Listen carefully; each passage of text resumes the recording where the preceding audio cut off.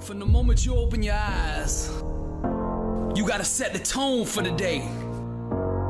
And the first question you need to ask yourself is, what am I gonna do to get better today?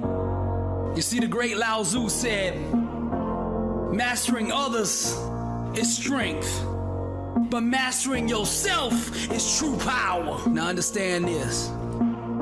What you do consistently, you will eventually become. Therefore, your first objective on the road to success is to master and conquer yourself.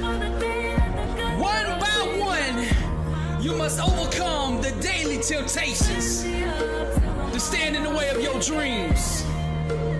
Now I want you to understand, you have greatness in you. God put it there. But the only way you'll ever be able to access it is by going through the gates of self-discipline. You can't outsource self-discipline, self-control, self-mastery. You gotta stop blaming everybody else for your own shortcomings. If you wanna make progress, you must address what I'm telling you right now. Now, discipline starts in the mind. It's rooted in your why and ultimately determines whether your dream lives or dies. Now let's go to the word. He that haveth no rule over his own spirit is like a city that is broken down and without walls. You see, the less discipline you have, the more vulnerable you are.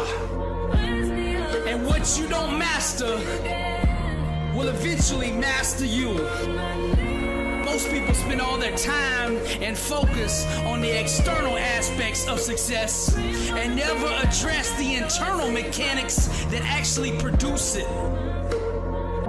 Your grind, your work ethic, that's your plane ticket up out of here. That's your only way out of mediocrity. Greatness can only be purchased with the currency of hard work. Now let's go back to my last message. Stop leasing success and own it.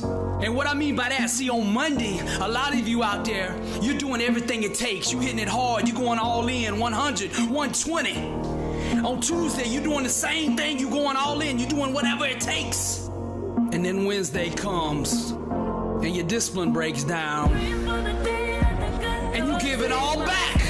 All the gains you made on Monday and Tuesday, you get back on Wednesday. Now Monday and Tuesday, you was driving a Bugatti. The only problem with that is it was a rental car. And on Wednesday, you returned that thing. So what I'm trying to get across to you is, success requires discipline. 24/7, 365. It means going 120 all out every day, no excuses. It's that simple. You got two choices you can make. Embrace discipline or accept defeat. Simple as that.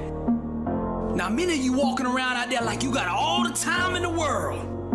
But here's the truth. You don't get a second chance at this. You don't get a second chance, I'm telling you. It's up to you. Success avoids the undisciplined like the plague. So it's time for you to arise, great warrior, and go be the person God made you to be. Now, all of you out there with just average talent, self-discipline is the great equalizer. Hard work, discipline, that's the membership fee that filters out the weak from the strong, the losers from the champions, the average nobodies from the legends. Which one you want to be? The skill set only works if you have that mindset. Don't let anybody tell you that it cannot be learned and it cannot be taught. It can be, and Relentless teaches you how. I'm begging you, so that you'll be successful, stop thinking about winning a championship ring and start demanding of yourself that you become capable of a championship performance. And once you understand the difference, I have absolutely no interest. It is anathema to me, the thought of winning a ring while sitting on the bench. I would much rather lose take the game-winning shot and miss and humiliate myself than win a ring for something that I didn't do. When you think about why you're not getting where you want to go, why you aren't doing the things you want to do, why you aren't making the money that you make, I promise you a big part of that is because you're not doing the personal development homework. If you're doing that, you're making a commitment to that, you're doing it every fucking day, you will get better. And when you get better, you get paid more. When you get paid more, you're encouraged to do more of what got you paid more. So start the cycle, push the fucking ball down the hill and let it get rolling. Read your 10 fucking pages, guys. Do what you got to do, because here's the deal. If you don't do it, somebody else is going to fucking do it, and they're going to be the person that you're working for. Screamed to me the other night, "Hey, Will, I want to be an actor, man. I want to be an actor just like you." You know, usually people say stuff to me like that. I'm like, "Yeah, man, you know, you can do it." Give them an encouraging word. But I was just sitting in here thinking, and it dawned on me, 99% of people that say stuff like that are not willing to do what it takes to make their dreams come true. The Marines have a saying, everybody wants to go to heaven, but nobody wants to die. And that's just real. At the center of bringing any dream into fruition is self-discipline. You know, something as simple as food and eating. It's not about your body as much as it is about your mind. It's getting command of your mind to be able to choose actions that are in your own best interest. Every day, we are choosing shit that's not in our own best interest. Right? So if the world is attacking you and the world wants to fight you and the world's trying to hold you down, so you're gonna kick yourself in the balls? So you're gonna stop yourself from getting what you dream. Self-discipline is the center of all material success. You cannot win the war against the world if you can't win the war against your own mind. Taking responsibility, accepting responsibility is not an admission of guilt. Right? You're not admitting that you're at fault. Taking responsibility is a recognition of the power that you seize when you stop blaming people.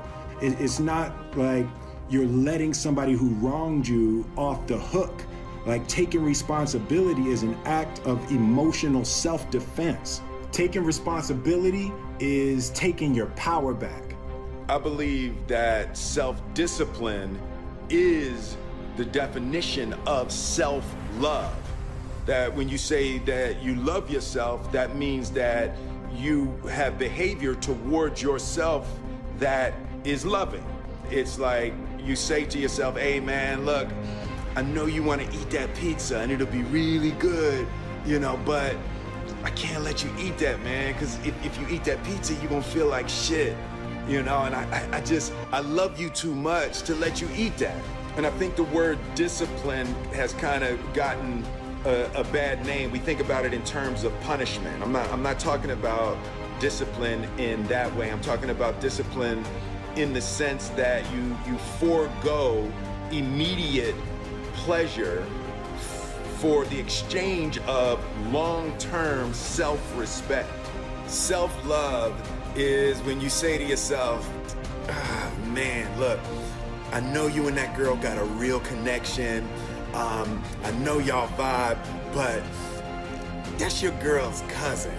So I love you too much to let you do that." Self-love is, "Hey, look, I know you got a test on Monday, you know, and I know you really want to go out with your friends. It's Saturday night, you want to go out, but if you fail that test, you're not going to feel good about yourself. You know, I love you too much to let you go out tonight." Self-discipline is self-love. If you want to be happy, you have to love yourself, which means you have to discipline your behavior. The road to sustained happiness is through disciplining your behavior.